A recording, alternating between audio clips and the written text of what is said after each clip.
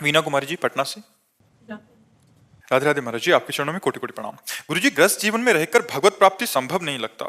क्या पूरी जिम्मेदारी हो जाने के बाद गृहस्थ जीवन का त्याग कर सकते हैं बिना भागवतिक माहौल के, सत्संग के? त्याग करके कहाँ जाओगे?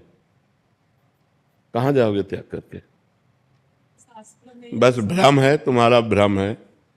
बात इसकी नहीं है, बात है हमें सुलझ करके चलना है। सुलझ भागने से कहीं भगवत प्राप्ति होती है? कहीं जाने से भगवत प्राप्ति होती है? अगर कहीं जाने से हो तो चलो अपने सब लोग चलते हैं, भगवत प्राप्ति हो जाए। बताओ कहाँ जाया जाए? आप हमें स्थान बताओ कि वहां चलो तो भगवत प्राप्ति हो जाएगी। वहीं हम तुम्हें दिखाएंगे माया का तांडव। जहां आप कहोगे भजन करो, जहां भी हो, हम जैसी पद्धति से कहें वैसे भजन करो, आपको भगवत प्राप्ति हो जाएगी। पति में भगवान को देखो, सास ससुर में भगवान को देखो, रसोई बनाओ राधा राधा रटते हुए, पति में भगवान को देखकर उसको पवाओ, सास ससुर परिवार के जनों को पवाओ, राधा राधा राधा, भगवत प्राप्ति हो गई। कुछ नहीं, कलयुग है। अपने घर में रहो, अपने पति को भगवान मानो, अपने परिवार को भगवान का जन मानो, नाम जप करो, अच्छे भाव से सेवा करो, इसी से भगवत प्राप्ति हो जाएगी। वही काम हम कर रहे हैं। अपना भगवत स्वरूप मान रहे, सब मेरे हो और कोई मेरा नहीं है। सबसे प्यार से बात कर रहे हैं, सबसे प्यार से मिल रहे हैं, पर किसी से प्यार नहीं है। बस यही पद्धति अपनानी है आपको। सबसे प्यार करो, लेकिन भगवान की भावना से करो। तो किसी के शरीर से प्यार नहीं है, भगवान से प्यार है, भगवान को प्राप्त हो जाओगी। कितनी ऐसी गृहस्थ माताएं बहनें हुई हैं जो दिव्य संत हुई हैं, लेकिन उनको कोई जानता नहीं। मान लो बड़े संतों में जैसे मीरा जी, तो भावी की मीरा जी संत थी, गंगा यमुना बाई या भागवती बाई या करमेठी बाई, करमती बाई, लेकिन ऐसी हजारों घर गृहस्थी में माताएं बहनें हो गई जो भगवान को प्राप्त हो गई। कौन जानता है उनको? आप अंदर अंदर नाम जप कर रहे हैं, हर कष्ट सह रहे हैं, परिवार को पवा रहे हैं, परिवार का पोषण कर रहे हैं, भगवान को अपना मान रहे हैं, भगवान को प्राप्त होगे। बात समझना है। भाग के कहाँ जाओगे? जहां भाग के जाओगे वहां भी तो माया है। माया कोई ऐसी थोड़ी, माया यहां से लेके ब्रह्मलोक तक है।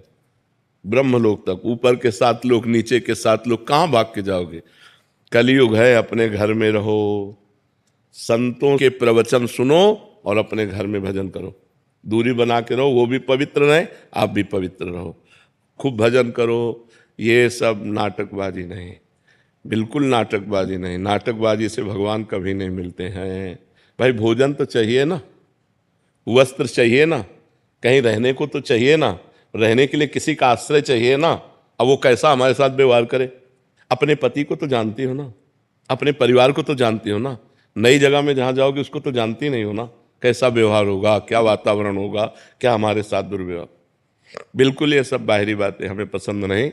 अपने घर में रहो, धर्म की कमाई से अपने परिवार का पोषण करो, भगवान का नाम जप करो, भगवान के आश्रित रहो, वो कृपा करेंगे, आपको प्राप्त हो जाएंगे। भगवत प्राप्ति कठिन नहीं है, भगवान की प्राप्ति का मार्ग जानना कठिन है। अगर मार्ग जान जाओ तो कोई कठिन नहीं भगवत प्राप्ति।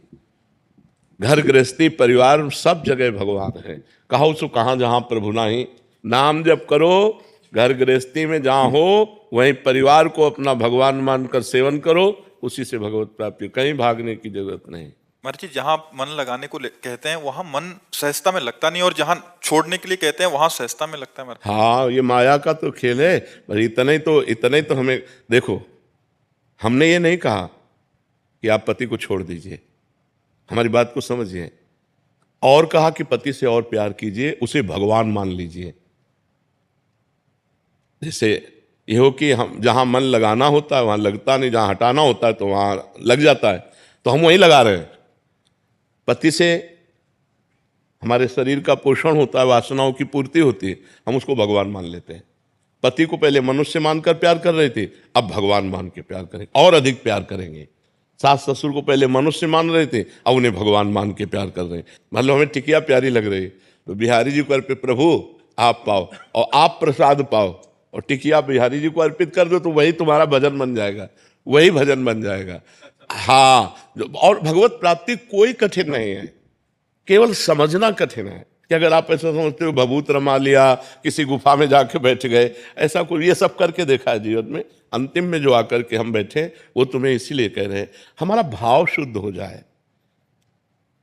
जो हम पदार्थ पा रहे हैं अपने पोषण के लिए, वही जब हम प्रभु को भोग, घर में ठाकुर विराजमान कर लो, उनको भोग लगाया, अब सब प्रसाद हो गया। प्रसादे सर्व दुखानाम हानिरस्य उपजायते, वो समस्त हानि और दुखों का नाश करके आनंद प्रदान करे। पूरा घर ठाकुर जी का है। नाथ सकल संपदा तुम्हारी, मैं सेवक समेत सुत नारी, हो गया भजन। राधा राधा राधा राधा, आनंद पूर्वक भजन करो, कोई परेशानी नहीं, कहीं भागने की जरूरत नहीं। दूर से सत्संग सुनो और अपने घर में जाओ और भजन करो। कहीं भी ऐसा कोई आचरण हमसे गलत ना होने पावे, नहीं तो भजन चले थे हरिभजनन का औटे लाख का पास, संसार के मार्ग में वो बहुत गलत, बहुत पाए जान जगत में सब जन कपटी कुटिल कलयुगी टंचु। आप भेष मान करके समझ रहे हैं कि हमारा कल्याण हो सकता है, और हो सकता है कि वहाँ गलत हो जाए, इसलिए दूरी। धर्म पूर्वक चलो, अपने परिवार से प्यार करो और धर्म पूर्वक कमाओ और खाओ, खूब नाम जप करो। हम भगवान के बच्चे हैं, भगवान को प्राप्त होंगे। भगवान कोई और नहीं है, हमारे प्राण प्यारे हैं, हम उनके अंश हैं, हम उनके पुत्र हैं, हम उनकी संतान हैं, वो हमें जरूर प्राप्त होंगे। पर हम प्राप्त करना चाहें तब ना, हम नाम जप करें, हम धर्म से चलें, पाप कर्म ना करें, बस इतनी बात है। भगवान के प्राप्त करने के लिए कोई कठिनता नहीं। जो सबके दिमाग में बैठ गया है भगवान को प्राप्त करना बहुत कठिन है, कठिन नहीं है।